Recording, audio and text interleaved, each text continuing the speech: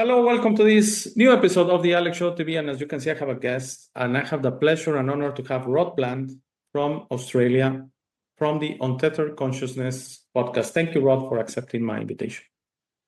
It's my pleasure, Alex, and thanks for reaching out. I'm very happy to be on your show today. Thank you, Rod. Thank you. Rod, you and I think we're very aligned. I've seen your podcast. And if you don't mind, let's start by you sharing how did your experience started in your life, understanding that there is much more than what we see in this reality? Yeah, I think we talked a little bit about this off the air, but I think where it began was as I was growing up in my family, talk about things. I grew up in a very non-religious family, I'll say that much. So my mum and dad, you could almost say they were anti-religious. So anything to do with any mention of God or Jesus or anything like that was that kind of turned them off. But at the same time, there were things that would occur, such as my mum, let's say the phone would ring and mum would go, "Oh, that's Kay," which is her cousin. She wasn't expecting a call, but she would know oftentimes who it was that was calling. And there wasn't any big deal about that. That was just kind of like, well, that's pretty normal for people to know if someone else is going to call on the phone, even though it hasn't been pre-scheduled. So I guess that was kind of the framework that I grew up in, that unusual things occur and there doesn't necessarily need to be an explanation for them. They just are what they are. So I think that sort of set the groundwork for me to be curious about things that I couldn't understand with my own five senses. And as I was saying to you before, my parents bought me a book called Explaining the Unexplained. I don't know if anyone remembers this book. It's a really thick, like literally 2 inches thick, I think, with a blue cover, that talks a lot about, esoteric things and spiritual aspect of things, and sort of tries to bring in science to explain some of the things that we can't really understand through traditional science today. So that's how the path began for me. And then I was just always interested in anything I could get my hands on that was related to the supernatural. So I'm the person who was in the library looking through all the books on horror and science fiction, and anything in that topic I would just devour. And especially UFOs, I went through a stage where I still am actually really fascinated by by ufology and UAPs as they call them now, and what that actually means. And I can remember reading Whitley Strieber's book, Communion, I think probably when I was 11 or 12. And I actually wrote to Whitley to say I was really affected by that book. It was just an amazing story. And I actually wrote to Whitley and said, "Hey, I really enjoyed your book," etc. It was like this 11-year-old, not expecting to get anything back from an author like that. But he actually did write me back. He had a policy at the time of always sending a letter. So it was actual physical letter, right? Back in the days before the internet, you'd write a letter and put it in the post and send it off. So, and then I got one back. I don't know if I've still got the letter, but it was to say, "Hey, it's Whitley, I've received your letter. I'm not able to read them all, but I always make sure that everybody gets this in reply to say, I really appreciate you, taking the time to reach out and read the book." And that, I think, also had an impact on me as well, because I thought, wow, somebody, you can be interested in these topics, and somebody else actually took the time to sort of encourage that curiosity. So that's really where it began for me. And it's just been a lifetime thing. I think I sort of didn't think too much about these kinds of things as a teenager and as a young adult, but now in my 50s, that's the reason why I started my channel. It's hard it's not always easy to find people to talk about the topics that we talk about, is it, Alex? And sometimes I think starting a YouTube channel was a way for me to do that. I get to talk to people about the things I want to talk about. I talk to psychics and mediums and talk about UFOs, and we talk about, is this a construct that we live in, and what is all that, and just a conversation that explores all those ideas. So yeah, that's how I got started. Yes, you're totally right. That is, I find that is with your family and friends. I find that it's not very, at least with my family and friends, it's not very easy to talk about these subjects, because they tend to ridiculize a little bit, UFOs, and they start laughing, and green men, and why do they show up every day? I get asked that all the time. Why do they show up at night, not at day? Why they are not contacting us?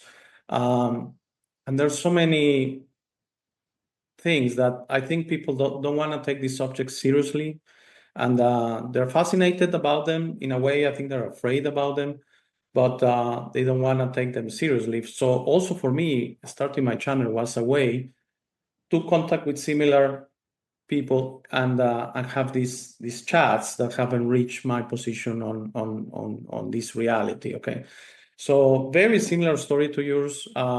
Maybe the difference is my family is not really anti-religion or anything like that. They're just maybe not very religious. But I started interested as well as you when I was 10 in the UFO subject.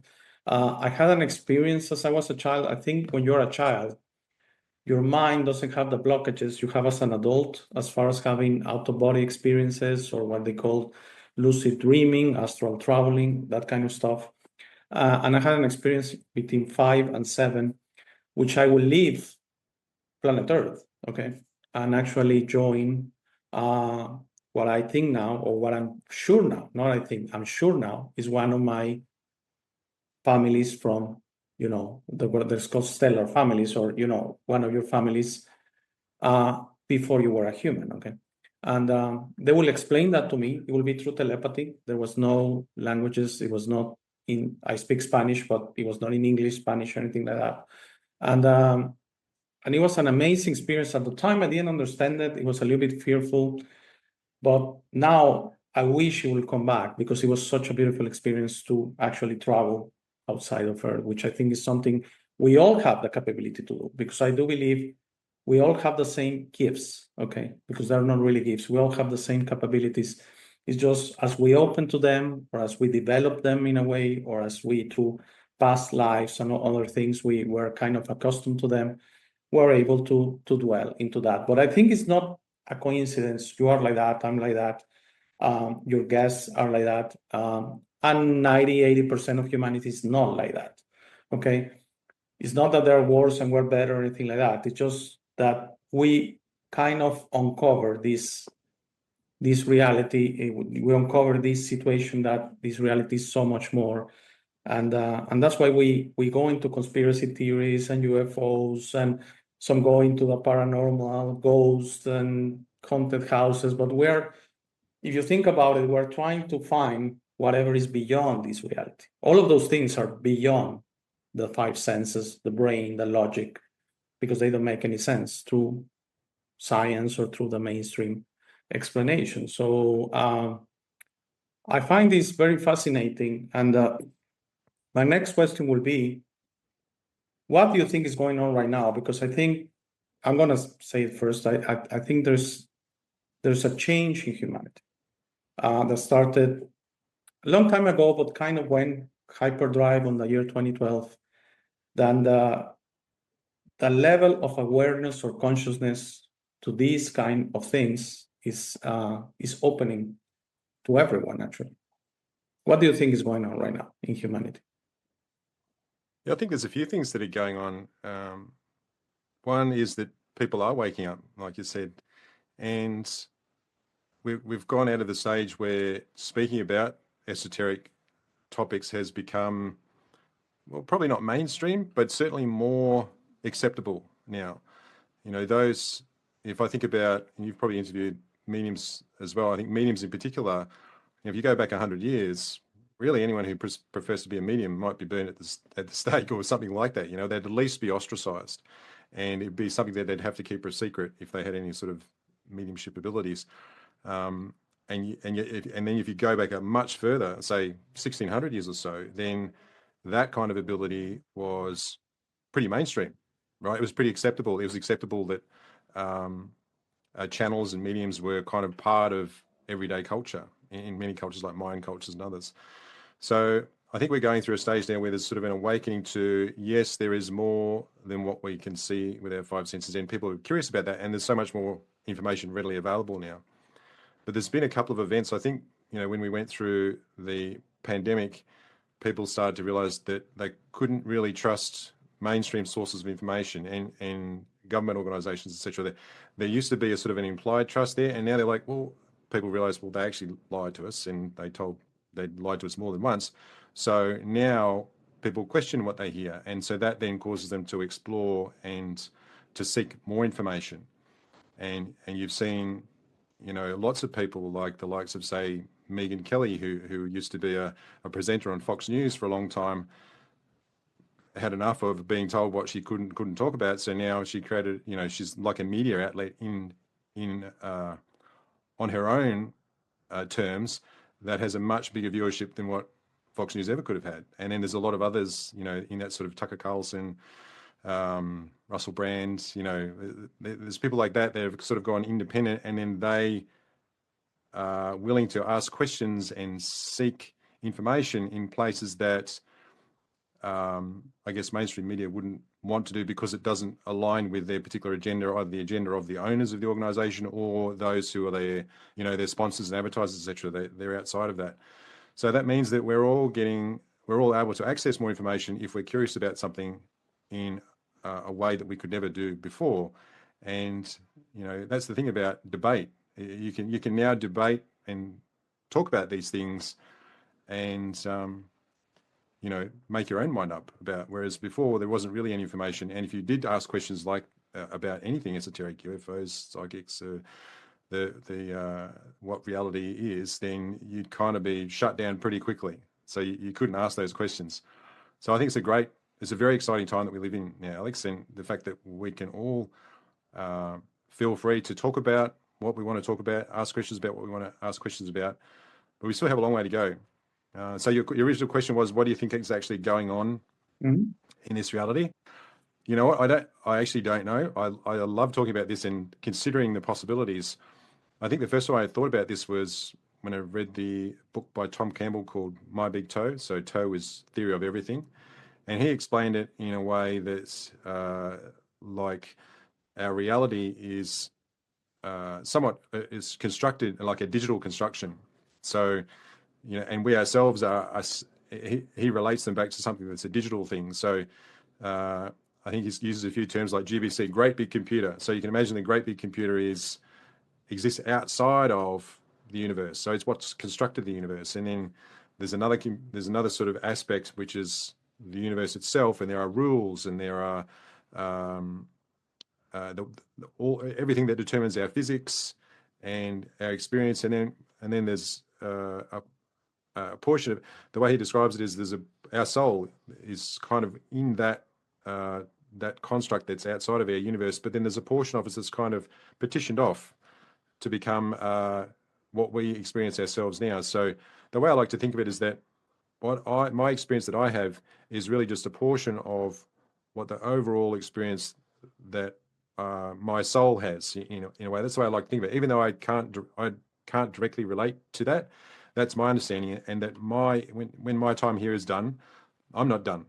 This is really just coming to planet Earth is like a door opening, and you go and you have your life experience, and then it's another door when you leave. It's not a beginning or an end. It's really just a sort of a transition from one to another. And I suspect that it is a really small, a tiny part of our overall experience as a conscious entity. That's what I think. Yes, I agree. Unfortunately, there's this idea that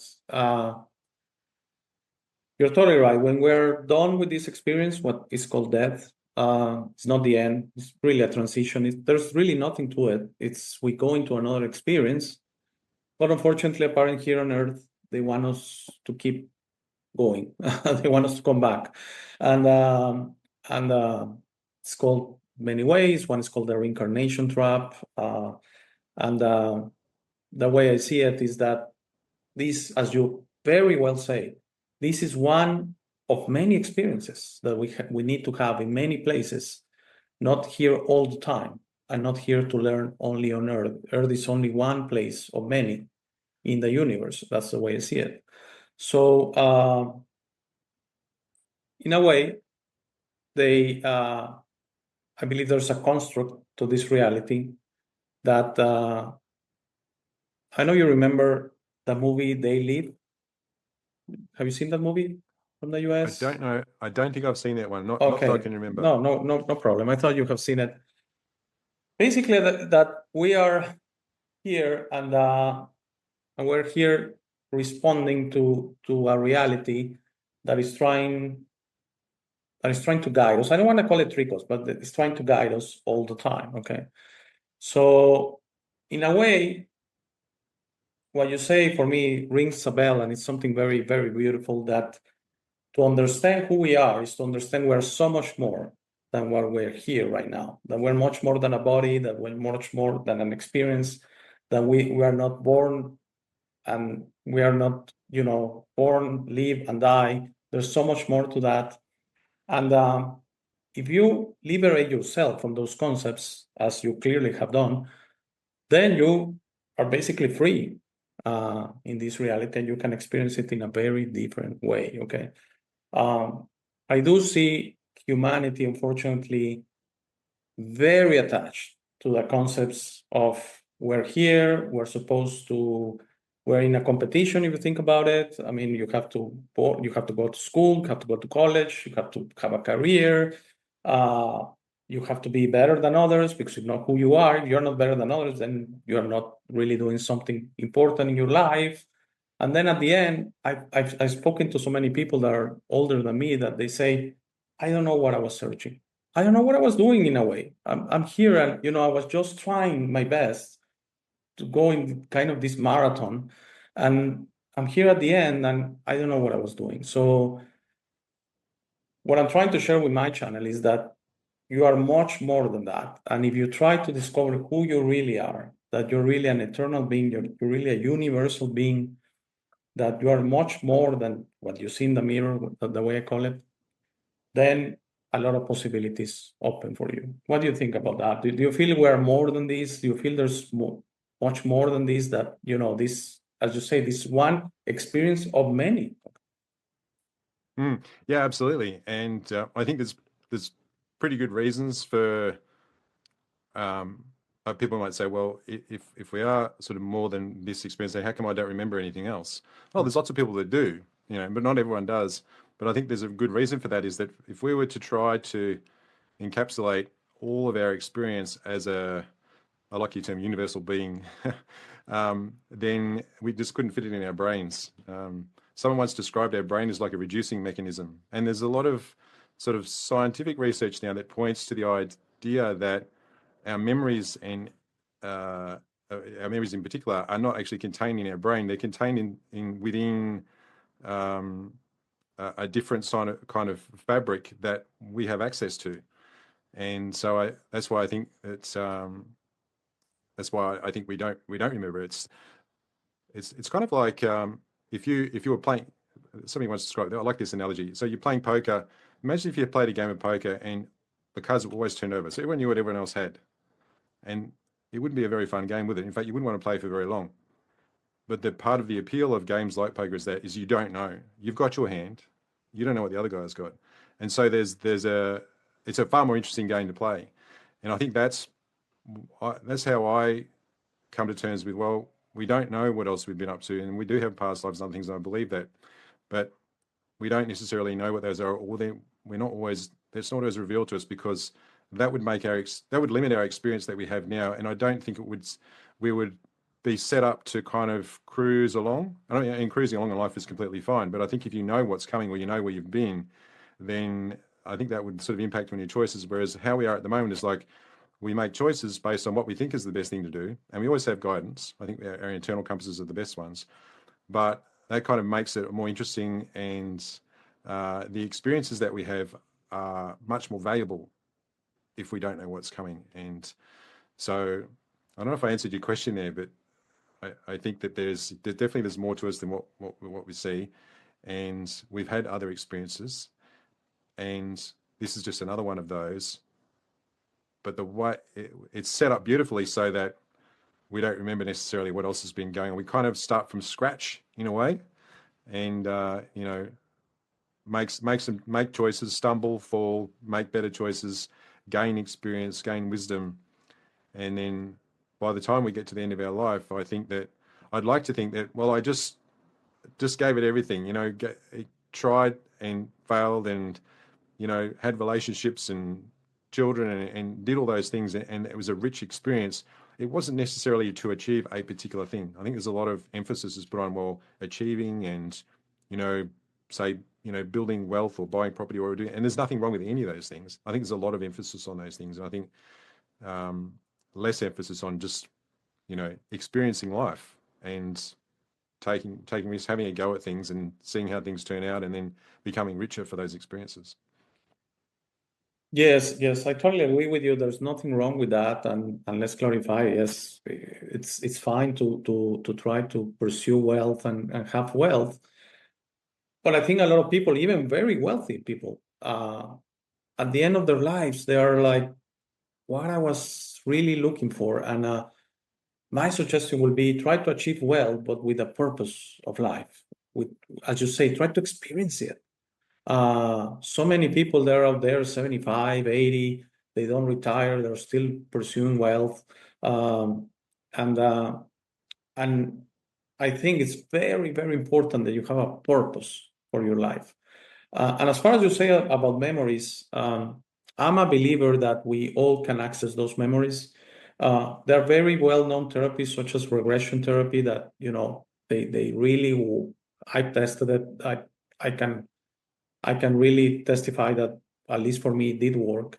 But I do believe consciously we all can, and we all kind of remember them. There are many people that talk about dreams, very special dreams. I think they're remembering past lives.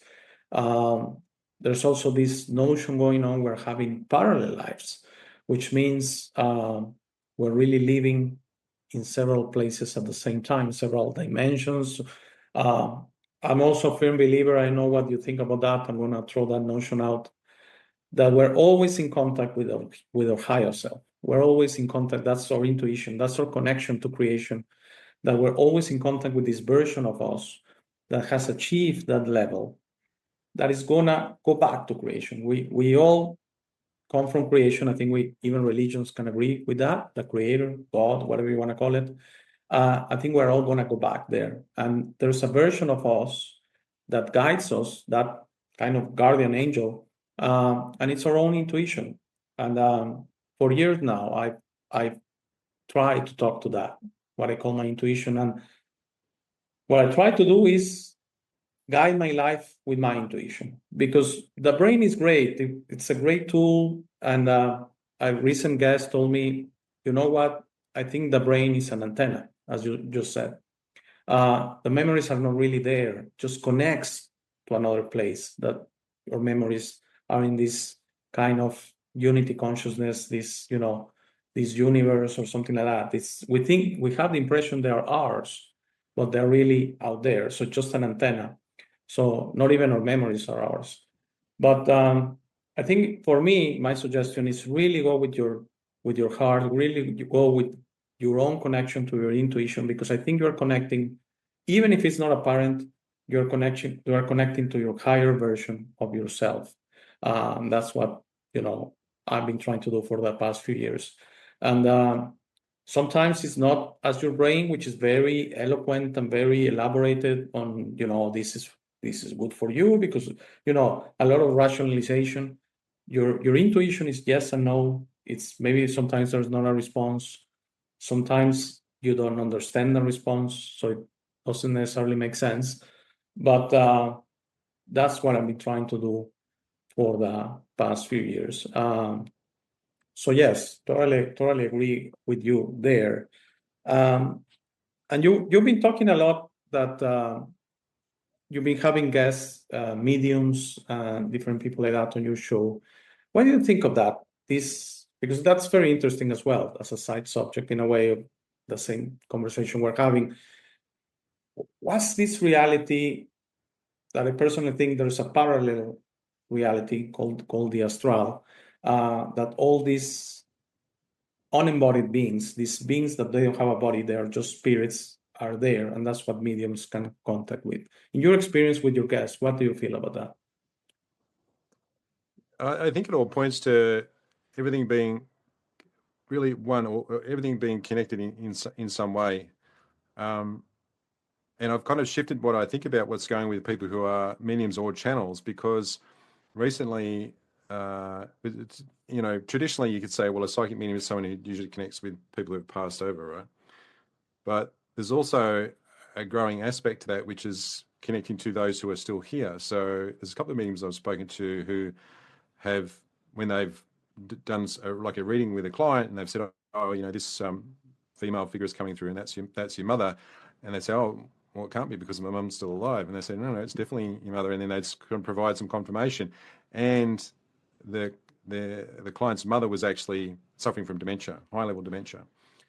And so I think it's not just that they can connect to what we might call the other side. I think it's a little more intertwined than that, and they can just connect to, they can lift their vibration to a high enough level where the antenna can receive and interpret things that come through outside their five senses, that they can, in a way that they can understand and then translate it into human conversation.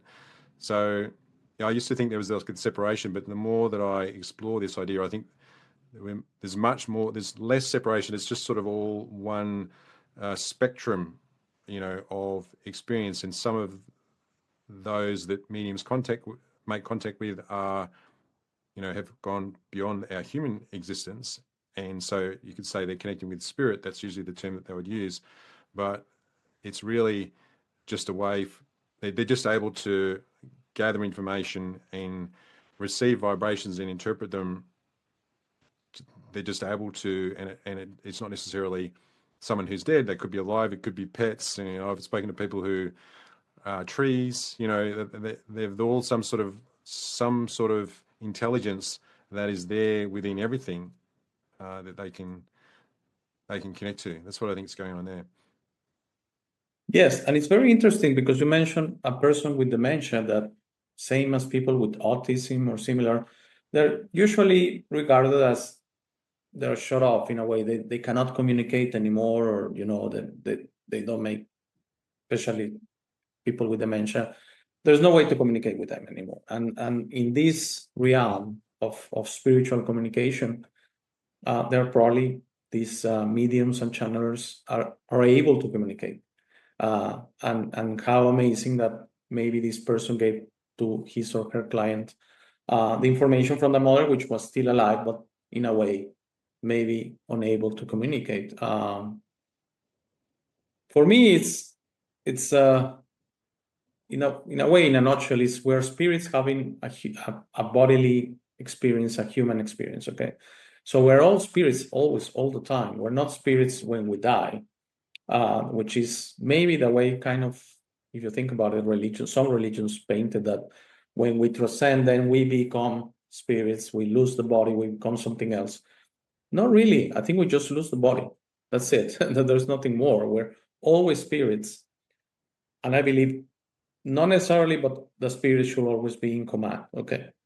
And that's when I say the difference between the intuition and the brain. And I think the brain is very attached to the reality, because the brain is it's like even if it's an antenna, like we just said, is so attached to the senses, so attached to what it can understand, so attached to the making sense, to the being right, to the, these kind of notions, that kind of the spirit takes a second step to the brain. And I see it very clearly. And that's what I say when 70-80% of humanity, they say, no, what can you explain to me? I will make sense of it. If you cannot explain it, if it doesn't make sense to me, then I'm going to reject it.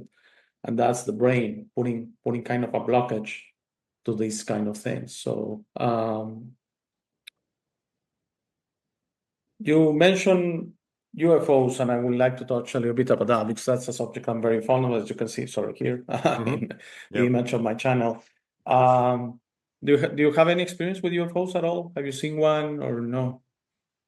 I personally don't. My mum does have a story though. She was with her cousin, who she's quite close with, and it was a long time ago now. I think it was like 50 years ago, 45 years ago, and they were out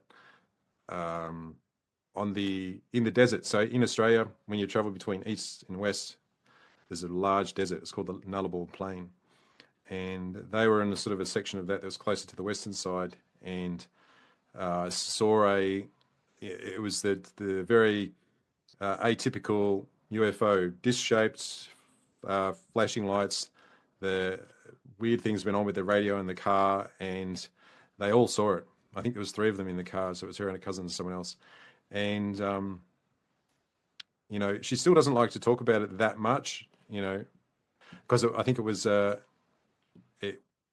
fairly frightening experience, like just being out in the middle. It's dead quiet when you go out in the desert, and to have this very silent thing appear, over the car, and then it left as quickly as it came without any noise. So I think that story I always found fascinating. I think that was also part of the reason why I became interested in that topic. But I personally have not had, not that I can remember, any sort of a UFO related experience, or a visitors, as Whitley Strieber likes to call them, that I can remember. But do I you believe you feel, have, right? sorry? I believe you have. Did you mention that you had? Well, it was a lot different. As I said, I was a child, and I've shared this a couple of times in my channel, that it's called really kind of what's the name, astral travel or something like that. That I will see the roof of my house, and then I will see my city, and then I will be outer space, and I will be met by a kind of avian type beings, which I believe now they are blue avians, they are called. And they will telepathically tell me that, I'm with them, and I'm having an experience here. And let's go for a ride. So they will take me places, and I will be very excited, and we'll go. I know this is very out there, but I understand that, and It's fascinating. I don't have a problem sharing it, but because I see it right now as beautiful. I was never afraid. Some say that what I was having was a mental construction of that it was kind of imagination, anything like that. There were some things I saw, especially leaving the city. There was a university outside the neighborhood when my house was. I will see that. How could I, kind of Google Earth type, when you're zooming out? How could I do that at 7-year-old in the 1970s, probably late 1970s, because I'm 51? That's something quite advanced for a child, okay, to imagine it. So the experience was great, and after a while they told me it will stop, because I will stop it. As apparently when you're 7 or 8, there are some mental constructs. Your mind evolves, your mind matures in a way that you sometimes stop having these experiences, and this is worldwide. I mean, many children that have had similar ghost type experiences, similar medium type experiences, they stop at 7 and 8 and 9, because the mind will just block them in a way. So I've tried consciously I had other type of experiences through meditation particularly, but that one didn't come back, but I cherish it. I remember it very, very well. It went on like for 2 years. And so these type of beings, they don't have any spaceships, okay? They really kind of have like an aura. They fly around in space. They're what is called in the 8th dimension, and so they don't have any bodies. That's the reason they don't have any spaceships anymore. And I believe UFOs, what happened to your mother out there in a desert, that's very important. Some people tell me, why they didn't show up in cities? Why they didn't show up outside my house? Has to be, sometimes you're driving by night on a long highway out there in the in the outback, and it happens to you because it's you actually, you making it happen. They wanna make it happen all the time, but they don't want to interfere with us. That's the feeling I get. As always with extraterrestrials, I don't want to call them bad and good, but they're the ones that interfere. They're confused. They abduct people. Yes, they make experiments in people. Yes, that happens. I know. That's basically one race called the Greys. And there are others, most of them, that they're here. They're trying us to kind of embrace this notion that, hey, we're not really that different from you. Okay, even you feel you're this human, that you cannot travel the stars, and that you're really one of us. I do believe, if not all humanity, probably all humanity, but most of humanity is from the stars. Is not really, there's no really an original race here from Earth. We came from outside, and we actually this race called humanity is kind of is from another place. It's not original from Earth. I don't know what you think about that. I know that's something you share. Or... So it's an interesting topic. How did humanity start?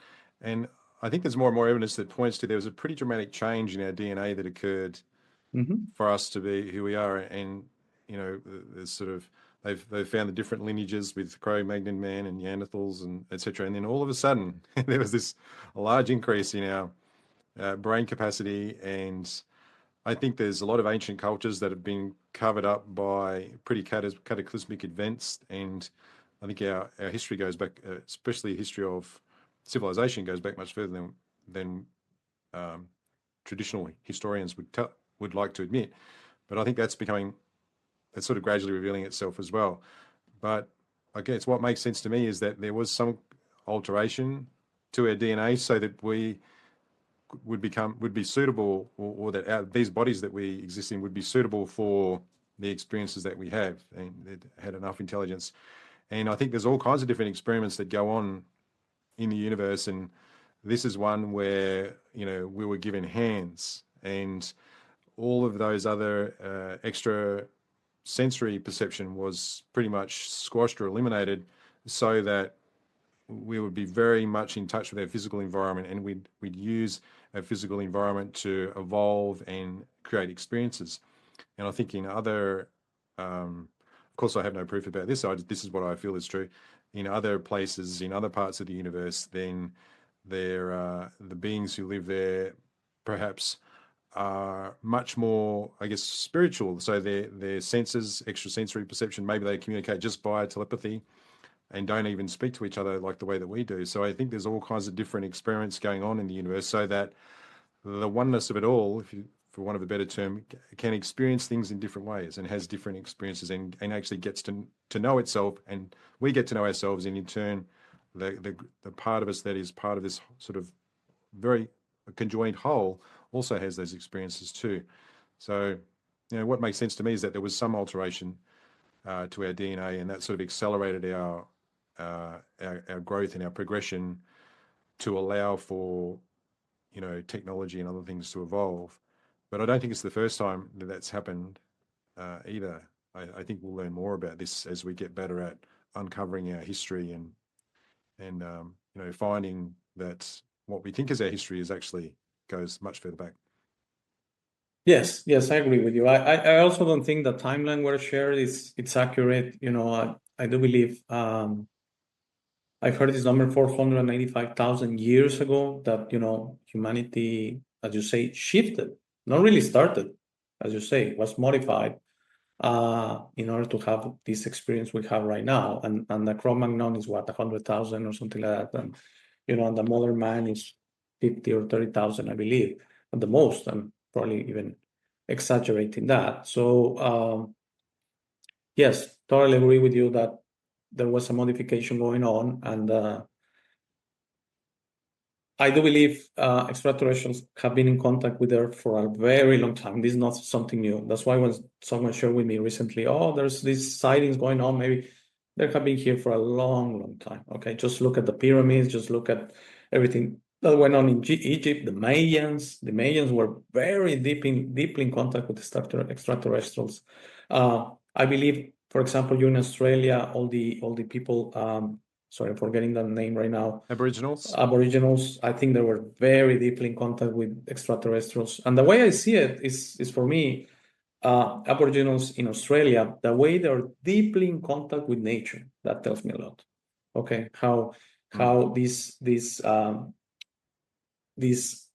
more primitive, which they're not primitive at all. I mean, these more, natural races, and the Aboriginals in Australia and the Hopi here in the United States, how they're very deeply in contact with nature. They understand the responsibility to nature. Okay, that tells me that's something that is very, very, very universal, very, comes from another place. Okay, we really have forgotten our roots.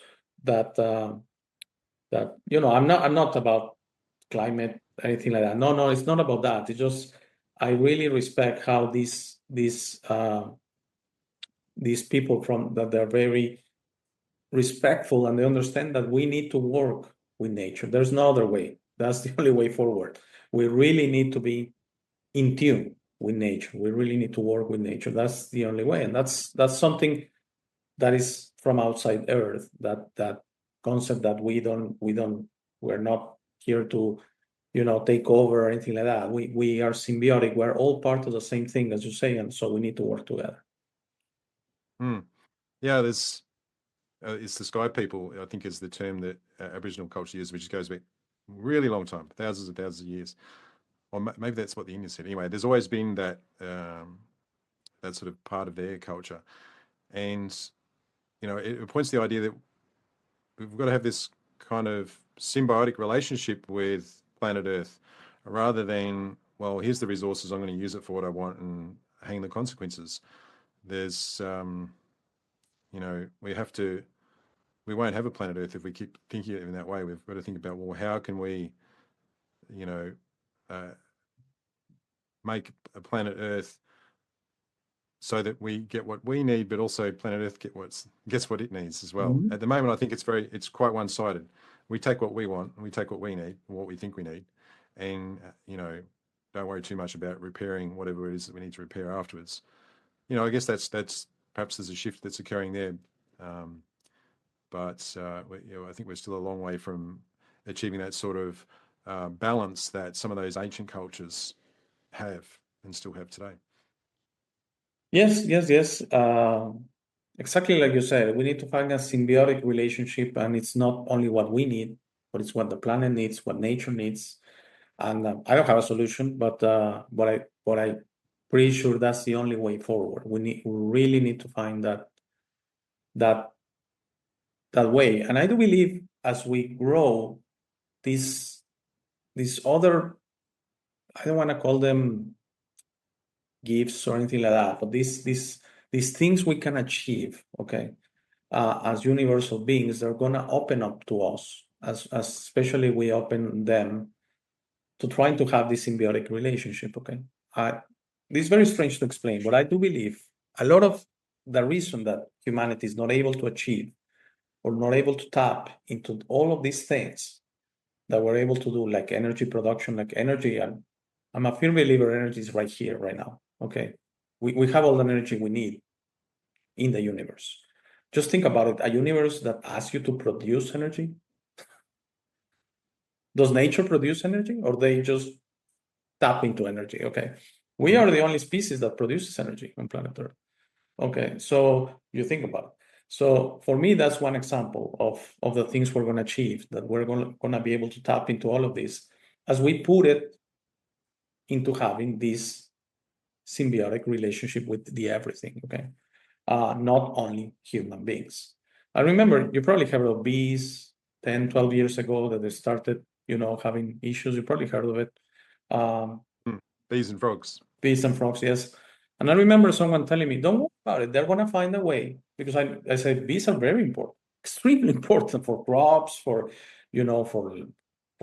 plants, for flowers, for trees, for a lot of species, not only humans. Don't worry about it. They're going to find a way that we're able to eat without bees. Sure, we and the rest of the planet. Okay. So we have this mentality only, climate change, humans. Okay. No one is saying, oh, poor fish and bird and trees and that. No, humans. Okay. We need to change that mentality, in my opinion, that we're here, we're one species of many, and we're going to work as Aboriginal people and as, Indians. And, basically, they have such a respect. They call it Mother Earth because they have such a respect for nature that they say, hey, we need nature as much as nature needs us, or even more. Okay, so we really respect it. We are not, going to disrespect nature. So, Rod, we have been going on for like 45 minutes now. Do you have anything in closing maybe you want to share? Well, it depends on what you want to talk about. I suppose I don't know if I've mentioned this in a couple of my interviews, but it's usually like sandwiched in between something else because it's come up. But I had a out of body experience Oh, a few sure. years Yeah, ago, go ahead. Yes. which I can talk about. So I think it was after I read Tom Campbell's book, My Big Toe, which I highly recommend. It's a 3-volume trilogy, and if you're willing to invest some time, it's well worth the effort, I think. Thank you. And that was where the idea of what the out of body experience or astral projection sort of planted itself firmly in my mind.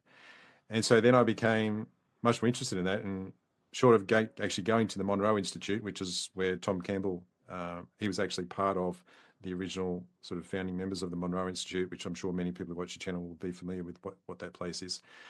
And so I then started to well, how do I find out more about this astral projection side of things? And I found a really interesting guy. He's Russian. What's his name? Michael Raduga. Yes, Michael Raduga. So I often get people ask me, "Oh, I don't want to have to pay for a course or anything," because I have a lot of guests that this is how they make a living, right?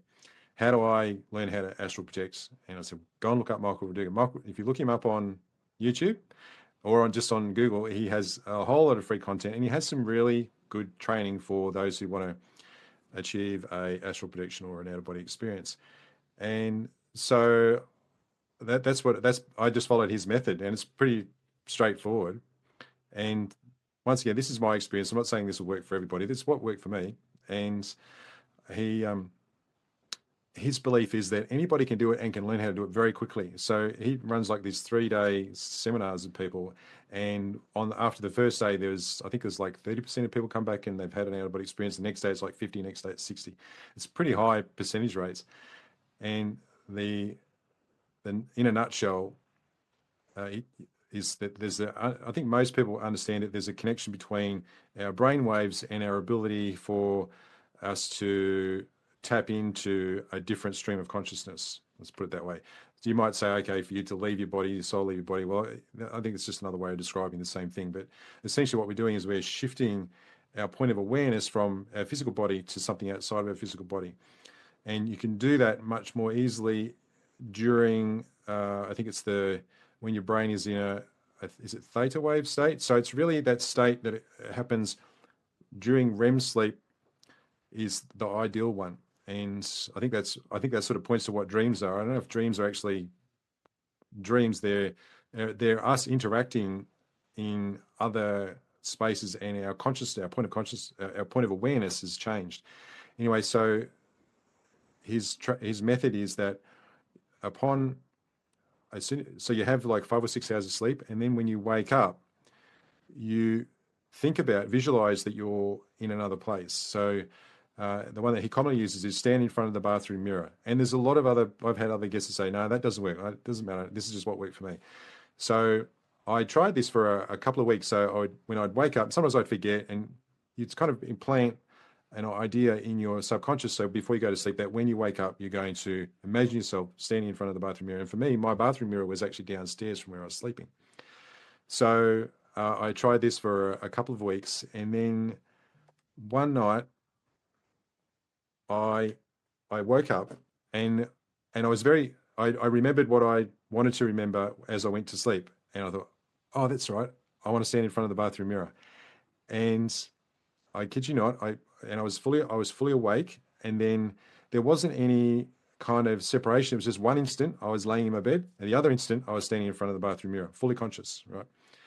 And I thought, wow, I actually did it. I can't believe it did it. But it was very murky. So I was standing in front of the bathroom mirror. I couldn't really see a reflection. There was sort of almost an apparition, and it was kind of dark and grey and muddy. Everything was muddy, and that part of his training is that's to be expected, and that you just need to sort of clarify your point of awareness. So, and you can do that by physically I tried to touch the basin and the mirror, and I sort of trying to feel, so you kind of make that more solid connection with it, and that brought things into a really clear. It just made things more real, and I could see what was going on. And it was just like my bathroom is. It looked pretty similar, but there was things about it that were different. So, to the left of the bathroom mirror in my physical house there's a toilet, right? But in this reality that I was in, there was a shower instead. That toilet wasn't there. And I remember you have to have some sort of intention to sort of, and in my mind, it was just to go outside and fly around. That was my intention. That was all I wanted to do. So once I got over the fact that, well, I can't believe this is actually happening, I stepped out, I opened the door. So I could feel the door. I opened the door and I stepped outside, and it was broad daylight outside. And this was about 3 a.m. In real time, broad daylight outside. And at the time I lived on a street, but it was quite different. There was still a street there, but there was no cars. And there was a fence outside the front of my house like there normally would be, but it was very bright and everything was kind of green. I don't remember hearing anything.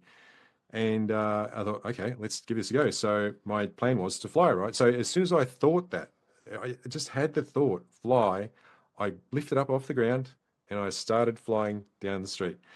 And what I didn't expect was there was all these other people. There was all these other people that were ascending, like going places. They're all, smiling at me, waving, and there was some that were going from above and going down to street level. And so I was just kind of cruising along the street going, this is insane. And I think time was, it's hard to understand time really, because, and a lot of people will say this, time doesn't really exist outside of this physical construct. And I don't really know how long it was. I'd say in the real world, it was probably 5 minutes. And eventually I got to the point where I thought, I'll turn around and come back. And then I just ended up, slapped back into my body again. And I became conscious. And it was still pretty early in the morning, but I just sat there and tried to sort of cement the experience into my memory. And then I couldn't wait to wake my wife up and tell her, what had occurred. So, yeah, I've told a few people that story, and it's often met with some sort of skepticism. Or how do you know you weren't dreaming? Well, I'd say you know what's a dream and what's not. And if you've ever had that kind of experience, then that's the only way I can explain it is a dream is very muddy and murky. And you just know what a dream is, and then an out-of-body experience is something completely different. It's very, very real and visceral. And then I've had several lucid dreaming experiences as well, which are quite similar. You just achieve a lucid dream in a different way. But that's the experience that stands out for me and cemented in my mind that, I'm not just a walking meat suit. There's a lot more going on than that. And I was temporarily able to shift my point of awareness to someplace else. So I guess the astral plane is the way I like to look at it. Yes. No, I totally believe what you're saying, and I was smiling because it's so similar to what I shared. Just maybe for me as a child, I was not thinking any of it. But as you say, flying, yes, something that certainly out of body experiences. You're out there. You're really, you don't have your body anymore, so you can do whatever you want. And the time thing is very important. These experiences, as you say, I was going to ask you, did it feel more than 5 minutes? Because for me, it felt sometimes like a week or something. And I don't know if it was a night experience or just an hour. I couldn't really tell, but it was certainly not more than a night. But they will feel for so long that they will go on. And some other lucid dreams that I've had felt also weeks or months at a time.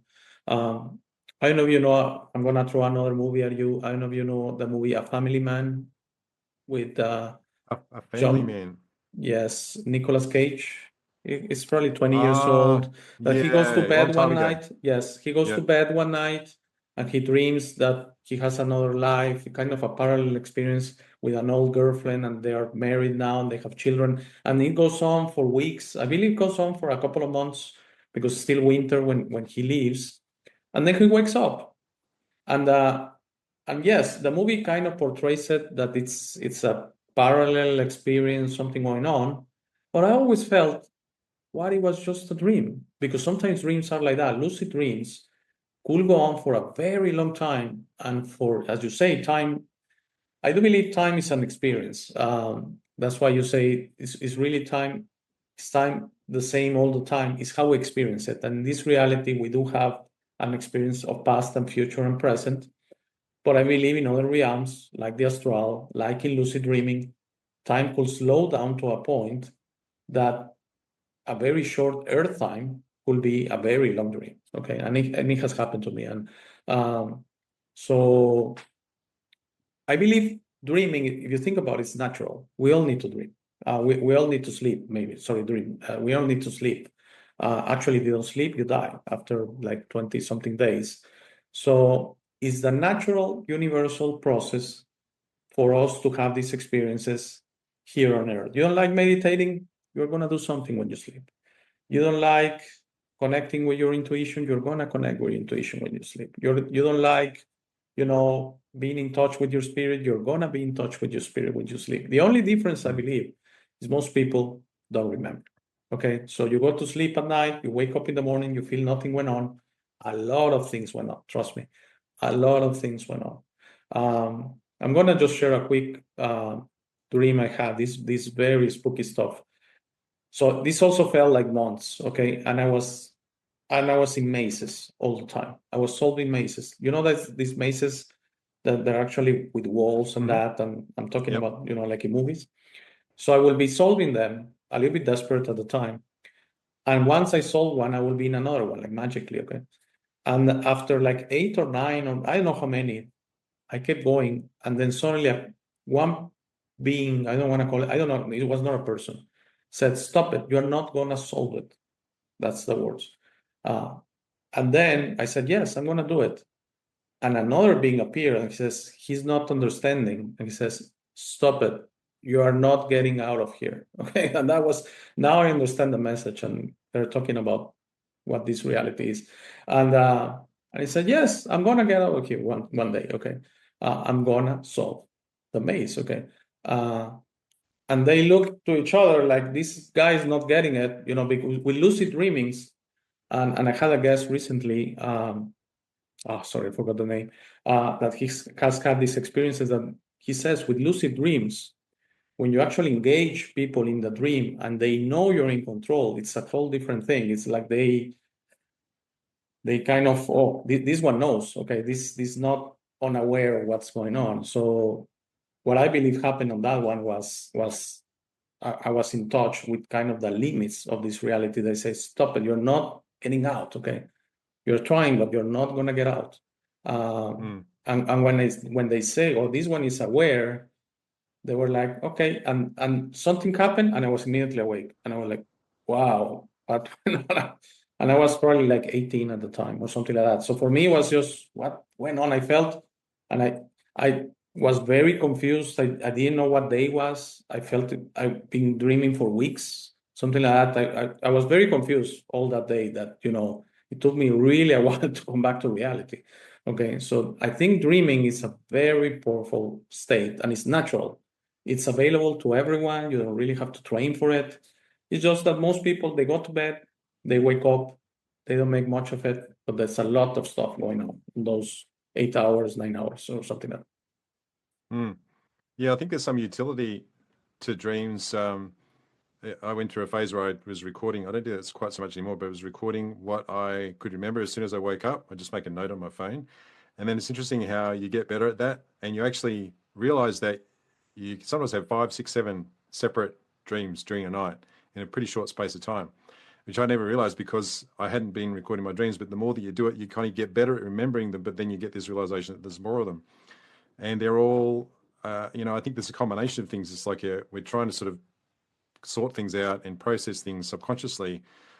But there's also another aspect to it, which is, it's just our spiritual selves interacting in outside of our body, perhaps speaking with, our guides or sort of higher selves. I think there's a pretty large spectrum of things that are going on there, which is, it's fascinating, right? Yes, yes. Also, recently, a guest told me something very interesting that I know you have heard about contracts and these kind of things. We do soul contracts and these kind of things. Yep. And he says, watch out, because sometimes in dreams, you will break contracts, and then in dreams, unconsciously, without knowing it, you will reattach to the contract. Because I got help on trying to get rid of some limiting beliefs and these kind of things. You probably have heard of them, right? Soul contracts and kind of things we have agreed on past lives and things like that. And suddenly I had it again, and I said, "What went on? I haven't really attached to it again through dreaming." They come to you in dreams. They know you're unconscious. They know you're not going to remember. They ask you again, you say yes, and the contract is on again. Because that dreams, this is very deep, but the dream state, if you think about it, you're very close to death. Okay, actually, a lot of people die in their sleep. Okay, so you are in this. The way I see it, you're in pure spirit state. Even your body's there. Definitely, the experience you had, you were in pure spirit state. I'm totally sure about it. The one you flew and that out-of-body experience, you were in pure spirit state. So if you're in that state, even if you don't remember it the morning after, you could have you could have contracts, you could be in touch with past lives. Some people remember and they're in touch with a relative that has passed, their parent, their father, their mother, sons, or something. Oh, I dreamt about them. Yes, that's true. That you're right, because you're in that realm, okay? The astral, and that's your pure spirit state. The other being is pure spirit state. Of course, you can communicate, okay? So it's a fascinating subject, sleeping, dreaming, and it's a very overlooked subject. A lot of people right now, they sleep 4 hours a day, 3 hours a day. I personally will say 8, 10, even 12 and 12, okay? Because I believe it's there for a reason. We really need it. And there's also a reason. The way I see it is you die if you don't sleep, because your spirit has to get up.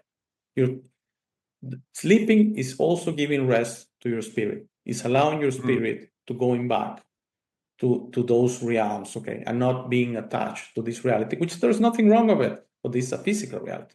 So the spirit is kind of along for the ride, if you think about it, okay? And when we sleep, the spirit says, all right, you stay in your bed, you're the physical body, I'm going to get out and have those experiences. That's the way I see it.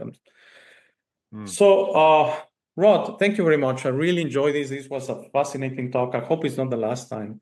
And if you want to say something just in closing, that's perfect. Yeah, it's been my pleasure, Alex. I think we'll have to return the favor, because there's probably a lot more I think that we could talk about than what we discovered today. And yes, it's been really fun to be in this conversation. And do I have anything else to say? Oh, I think I'm pretty complete there, actually. Yeah, I'm good. Thank you. That's perfect. Thank you again. This has been a pleasure. Thank you for accepting my invitation. And yes, for sure, let's have a chat. If you want me to come to your channel, I will be honored. And certainly, if you want to come back, I would love to have you back. Thank you for a great chat, and thank you everyone for watching. Thank you, Rob. Take care. Okay, bye-bye. Thank you for making it to this part of the video. This is my favorite part. This is where I suggest to you that you discover your true self. You are not what you have been groomed to believe. You are this incredible being without limits that has eternal life, amazing strength, infinite wisdom, and a big, beautiful heart. All your limits are always self-imposed. Your best version in this reality is inside you. Your only mission on this life is to become a beacon of love and to serve others. This version is ready to be discovered today. How do you discover your true self? The discovery process is a personal one. No one can do it for you. Dedicate 5 minutes a day to talk to the universe. Simply ask, who am I? Where do I come from? What is my purpose? You will start getting signs, breakthroughs, and signals. You will notice how your notions about this reality start disappearing. No more hierarchies, no more competition, no more complaining, no more depending on others. Discovering your true self equals to real freedom. Your self-imposed limits will fall and you will be ready to understand this reality, but you must be patient to allow others to wake up at their time through their own free will. That will be really soon, you will see, and that will set up a new world. As you work towards your best version, you will notice how all emotions don't serve you anymore. Hate, fear, rage, pride, lust, envy, violence, justice through violence, judgment of others, and other emotions will disappear from your mind and heart. You will understand those emotions serve only your egoic mind and are not you. Please try to be understanding of others that don't think or feel like you. Everyone has a process. No one is right or wrong. We're all just different. Don't be concerned about being right, ever. Don't allow pride preventing you from patching things up with family and friends. It is very important you enjoy this life with your loved ones. Put in the work to patch things up and leave it to others to decide. Thank you very much for watching. Please share, like, and subscribe. If you have any comments or suggestions, please use the comment section below. For private questions, conversations, and if you would like to appear on the show, please email me at hey@thealexshow.tv. Thank you again. Please don't forget to visit our website, www.thealexshow.tv.